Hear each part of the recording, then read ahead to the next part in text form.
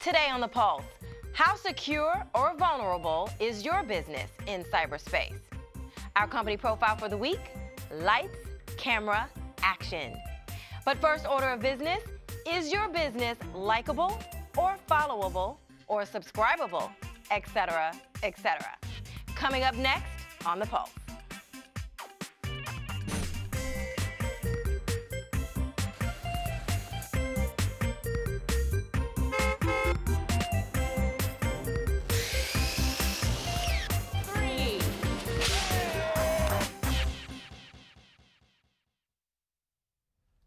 Hello, I'm Denise Roberts, and welcome to The Pulse.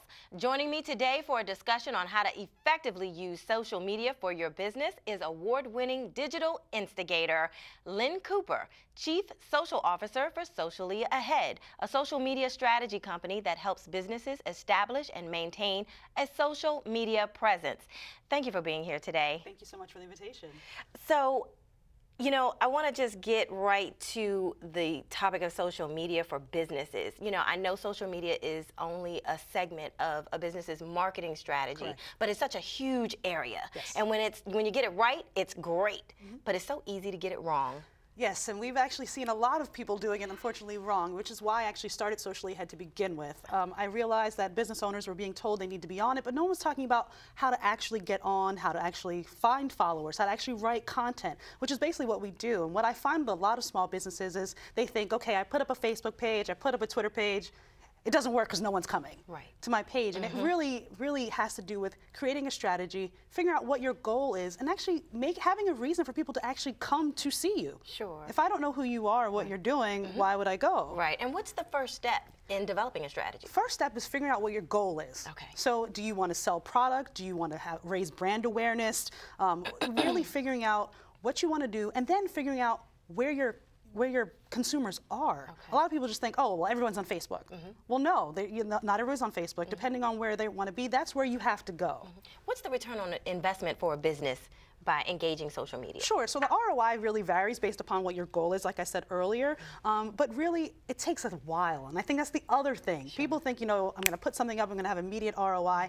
I would say you wouldn't see ROI on social media 6 to 9 months, really, to be honest with you, of consistent social media, but actually it can totally drive sales. I've got a lot of clients who solely only use social media as their marketing strategy, which I totally advise against. Let me just say that, like you said, it's not a cure-all end-all. Right. It's one piece. Right. But really, that ROI really comes in sales and brand awareness. When you go out and someone goes, oh my God, I saw you on Twitter, I saw you on LinkedIn, or I bought your product. Yeah. That's when you hit it, and you know you're doing the right thing. So there are many different social media platforms, so many. How do you know which one is the right one for your business? How do you choose? I think the first thing you do is listen. And I know that almost sounds kind of weird, I'm saying listen, but listening to what the conversation is online based upon your particular business topic. So for example, let's say you're doing real estate. You know, I would definitely go online and start looking for people that are talking about homes, looking at what other real estate agents are doing. Because that's the great thing about social media. We become a global network, and we can see what people are doing all over the world, all across the country, and actually take time to listen and look and figure out what you're going to do. Okay. Twitter seems to be the most popular, but should all businesses be on LinkedIn? Absolutely. Okay. You absolutely have to have a presence on LinkedIn. LinkedIn is the social media network where the professionals play, as I like to say. Okay. And so if you don't have it on there, you don't exist. Can all of the platforms be used for businesses? Yes and no. I think it's, like I said, it all goes down to your consumer and what your goals are. But what I would strongly suggest is that you own all of those, your properties on all of those social media networks, so no one else can have them. So even if you're not going to use Twitter right now, go ahead and open up an account and secure your name online. Okay.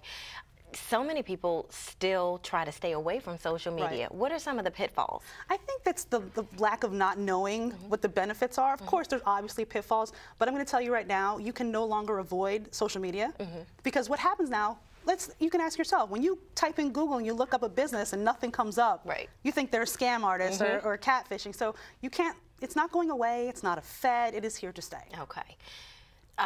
Just really quickly, in about 30 seconds. Sure. How do you recover from a public relations nightmare on social media?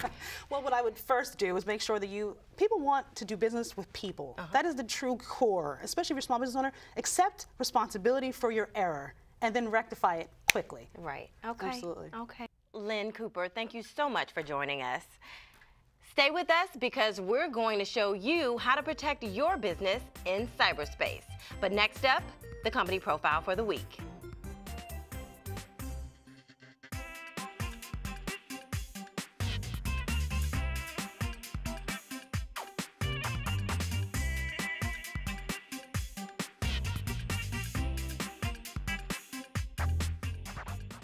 Is your body holding you back? Where do you think you're going?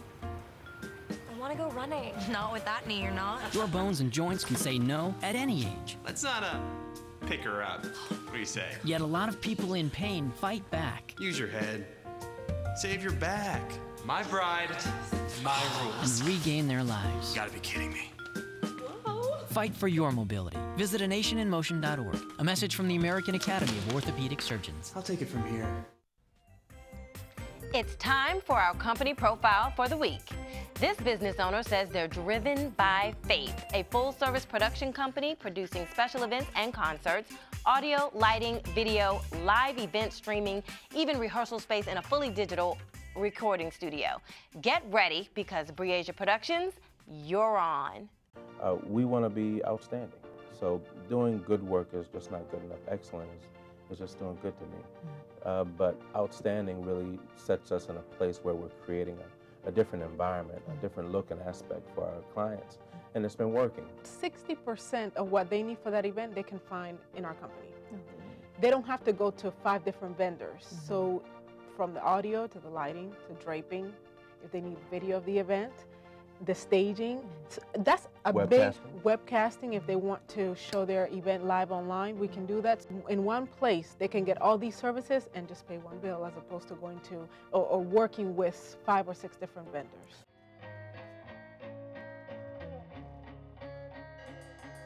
Innovation is just a big piece all the way across the board for Breasia Productions. Constant, never-ending improvements. You gotta constantly be moving in a direction that is growing and develop your business better than what it was yesterday. We have to reinvent ourselves. We have to try something different. I don't want to do yesterday's event today. That event was great. We did one for Century 21 recently. It was absolutely amazing. We can't take that and do it for the NAACP. We pray and then we believe that everything that has been going around in our business comes back because God blessed us with it. I can't take anything from where it really comes from first, because I know that without him I wouldn't have anything.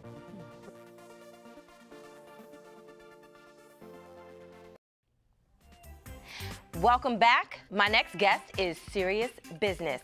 Terry Speigner is president and CEO of Engine LLC, a technology consulting firm specializing in networking, security, relocation, and hosting. Terry, welcome to the show. Thank you, Denise.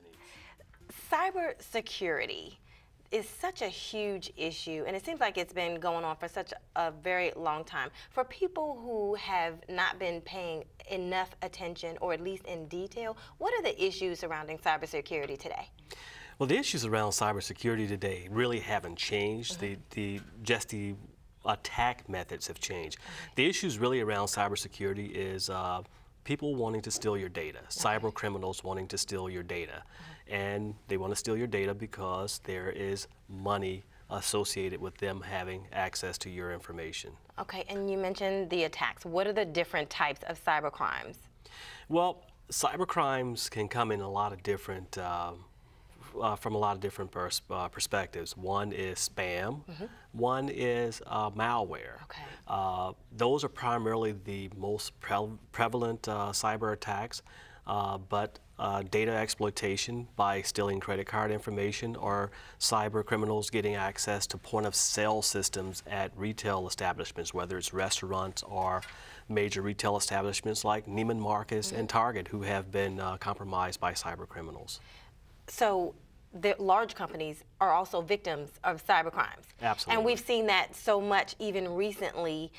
If a large corporation can be a victim, certainly a small business can be a victim as well. Can you talk about that? Absolutely. Small businesses have to be very vigilant on protecting their corporate data, their corporate assets, and the information that they may maintain on their customers or their clients or patients if they're in the healthcare arena, or personal identifiable information for their employees, like social security numbers and dates of birth and what have you. So it is really an issue that can be an issue for any business that has any information that they should be protecting, and it should not get out into the cyberspace or be stolen by someone who will use that information to do identity theft. Okay, so they can be affected in a couple different ways than I'm hearing.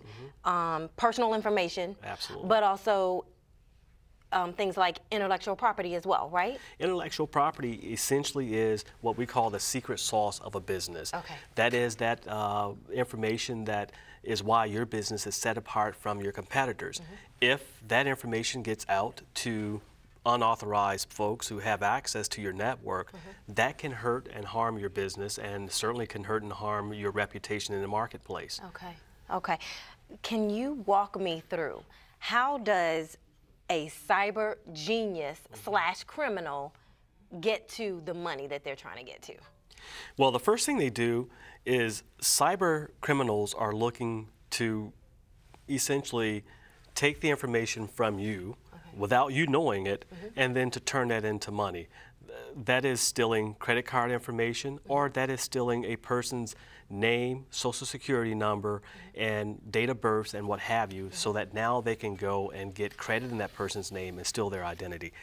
So these are not people who are doing it just for fun. They're doing it and able to monetize their theft. So that's why cyber threats are very important. Cyber security is something that every company should be investing in to protect their data, protect their intellectual property, and to protect their assets. How do you know if you're secure enough? You know, how do you minimize the risk of becoming a victim?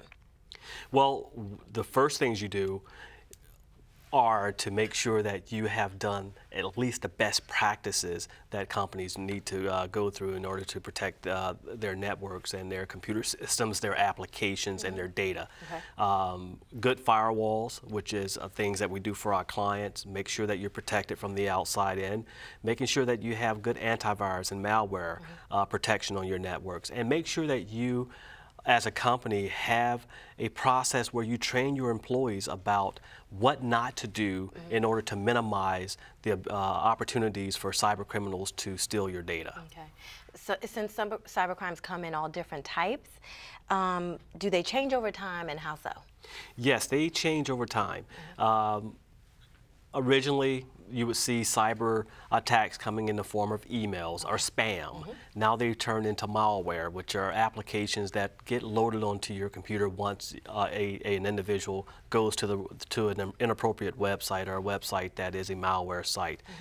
To bots, which are robots that get installed on your computer systems and use your systems to attack other systems. So yes, they constantly change. And now we have this new thing called ransomware, where once your system is compromised or your computer is compromised, it encrypts all your data, and you have to pay a ransom to some unknown person somewhere in the world in order to unencrypt your data. And the last thing that a lot of people, including businesses and homeowners, will get phone calls from someone purporting to be from Microsoft, saying that your computer has a problem, we need to check it out. That's a crime. Terry Speigner, thank you so much for coming on the show today to help our small businesses. And that's our show for today. Thank you for tuning in. If you missed anything, the show is posted on our website. It's diversity.mypgc.us, and click on the pulse. And you can find us all over the social media map at PGC Diversity or the Pulse TV. Join us next time when we introduce a new segment that you don't want to miss. Until then, I'm Denise Roberts, and remember, in Prince George's County, your success is our success.